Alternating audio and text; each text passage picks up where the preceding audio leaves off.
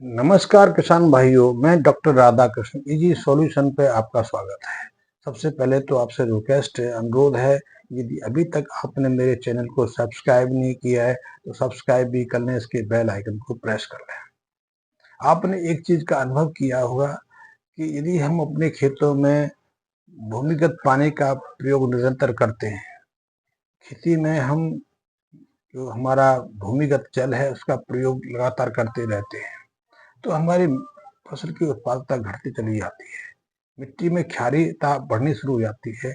मिट्टी में कई तरह के जो रासायनिक तत्व हैं वो आना शुरू हो जाते हैं। मिट्टी के अंदर एक बदलाव आना शुरू हो जाता है। लेकिन यदि उसी मिट्टी में, उसी खेत में हम बरसात के पानी का प्रयोग करते हैं तो उससे मिट्टी की गुणवत्ता यथावत बनी रहती है। बरसात के पानी का मिट्टी की गुणवत्ता का, मिट्टी की पोषकता का, मिट्टी के उपजाऊपन का सीधा संबंध है और ये बात हजारों सालों से साबित होती रही है।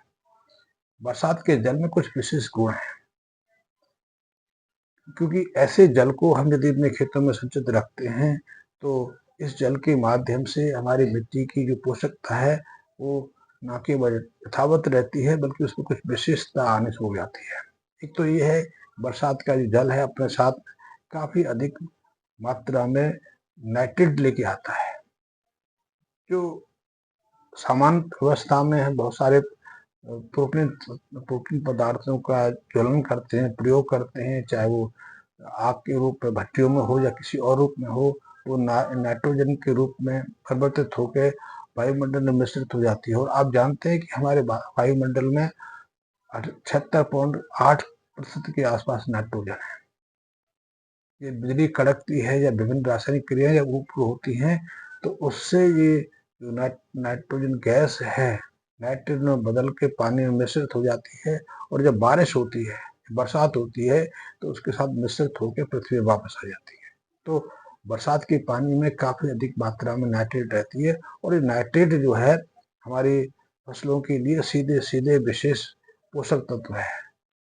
इसको हमारी फसलों की जड़ें सहजता से ग्रहण कर लेती हैं। इतना ही नहीं, बरसात के जल से हमारी मिट्टी के जो सूक्ष्म जीव हैं, सूक्ष्म जो जीवाणु हैं, वो भी सहजता से इस नाइट्रोजन का प्रयोग करके उसे मिट्टी में फिक्स करने का काम करते हैं। इतना ही नहीं, हमारे अध्ययन तो ये भी कहते हैं कि जब बरसात के पानी को हम खेत पे चारों तरफ मेड़ बना के इकट्ठा कर लेते हैं तो ऐसी मिट्टी के अंदर कई तरह के सूक्ष्म जीव तेजी से विकसित होते हैं। वैसे भी हमारे अध्ययन कहते हैं कि मेड़ों के अंदर ऐसे जीवाणु की संख्या सर्वाधिक रहती है। और जिस खेत को हम चारों तरफ से मेड़ से कवर करके रखते हैं, उस खेत की पोषकता दूसरे खेतों की तुलना में सर्वाधिक रहती है। हमारे अध्ययन कहते हैं कि जब तक हमने खेतों को, चाहे हमारे खेत छोटे होते थे या बड़े होते थे, या पहाड़ी खेतों की बात करें, पहाड़ी जो क्षेत्र हैं उनमें तो बहुत छोटे छोटे खेत होते हैं।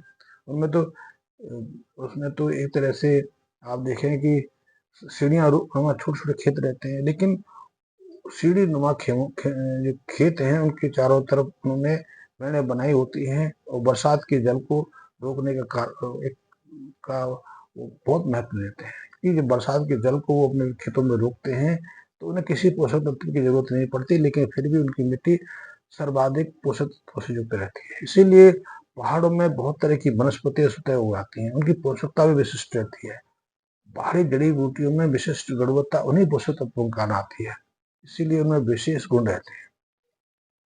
वहाँ के साग सब्जियां फलें, उनमें विशेष स्वाद रहता है, विशेष गंध रहती है। सबसे बड़ी चीज तो है, ऐसे साग सब्जियों फलों को हम ज्यादा समय तक खराब होने से बचाए रखते हैं।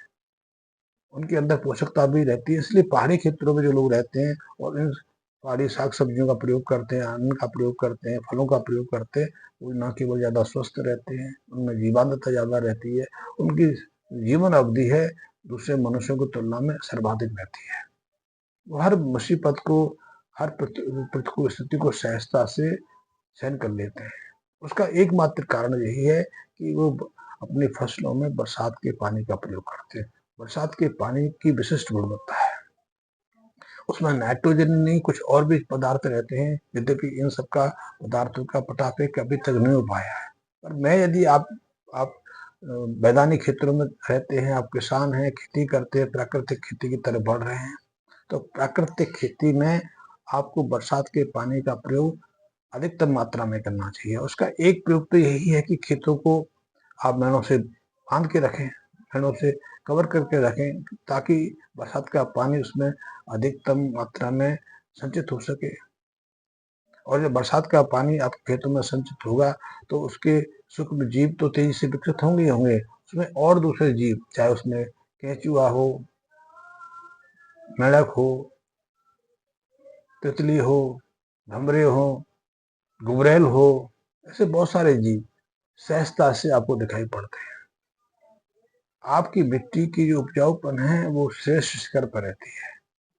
तो आप यदि अपने खेतों को मेड़ों से कवर करके रखेंगे तो उसमें पूरे साल जीवाणु की संख्या पर्याप्त बनी रहेगी। यदि आप अपने खेतों को भूमिगत जल से संचित करते हैं, नहरों के जल से संचित करते हैं, तो फसल तो आप ले लेते हैं, लेकिन मिट्टी की गुणवत्ता निरंतर घटती चली जाती है। और ऐसे में यदि रासायनिक खादों का प्रयोग करें, कीटनाशक का प्रयोग करने लगे, तो निश्चित मानिए कि आप अपनी मिट्टी की गुणवत्ता को खो रहे हैं। ऐसे में आप प्राकृतिक खेती कल्पना नहीं कर सकते। जिद आजकल प्राकृतिक खेती की एक ही परिभाषा जो मान ली गई है कि हम रासायनिक खादों से रहित रह के जो खेती करते हो प्राकृतिक। यद्यपि प्राकृतिक खेती का अर्थ है प्राकृतिक जो उपलब्ध साधन है उनका प्रयोग करना, और ऐसे प्रयोगों से हमारी मिट्टी भी बहुत उपजाऊ रहती है, पोषक तत्व भी से संपन्न हम खाद्य हमको प्राप्त कर पाते हैं, पौधे भी दीर्घायु रहते हैं, निरोगी रहते हैं, उन्हें किसी रोग का सामना नहीं करना पड़ता, और उन पर भरपूर मात्रा में श्रेष्ठ स्तर तक का उत्पादन होता है। आप देखते हैं कि जिन क्षेत्रों में निरंतर बरसात होती रहती है वहाँ कभी किसी ने खाद का प्रयोग नहीं किया, ना उसमें गोबर की खाद डाली गई है, किसी और चीज की डाली खादी गई, लेकिन वहाँ जो पेड़ पौधे हैं वो अधिकतम आयु तक जीवित रहते, स्वस्थ रहते हैं, किसी रोग का सामना नहीं करते। दूसरा, वहाँ जो बरसाती पेड़ पौधे हैं, वनस्पति हैं, वो भी निरंतर उपजती रहती हैं, जीवन काल भोग के वहीं विकसित होती रहती हैं। तो पहाड़ों पर ऐसे क्षेत्रों में जो फसलें और पेड़ पौधे होते हैं उनकी जड़ें भी अधिक गहराई तक जाती हैं। पेड़ों की जड़ों का अधिकतम गहराई में जाने का एक विशेष महत्व भी है, क्योंकि मिट्टी की जो ऊपरी परत है वो 6-7 इंच की ऊपरी परत है, उसमें निश्चित पोषक तत्व कुछ संख्या में रहते हैं। अधिकतम सूक्ष्म महत्वपूर्ण पोषक तत्व अति गहराई में रहते हैं।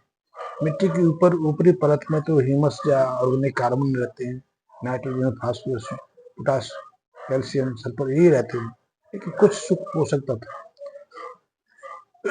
जो पेड़ पौधों के लिए बहुत महत्व रखते हैं, जैसे कि बोरोन है, जिंक है, आयरन है, कोबाल्ट है, मैग्नीज है, बोरोन, ये तो मिट्टी की गहराई में मिलते हैं।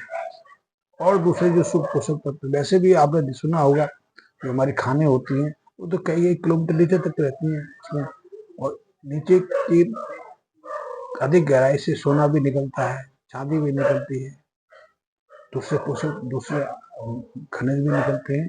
तो हमारी पेड़ पौधों की जड़ें जितनी गहराई तक जाती है वो उन पोषक तत्वों को सहजता से प्राप्त कर पाती है, और उनको वहां से प्राप्त करके उपयोग में लाती है, अपने पत्तियों में, अपनी टहनियों में संचित करती है, पतझड़ में ढलती है तो मिट्टी की पूरी परत में पोषक तत्व आ जाते हैं।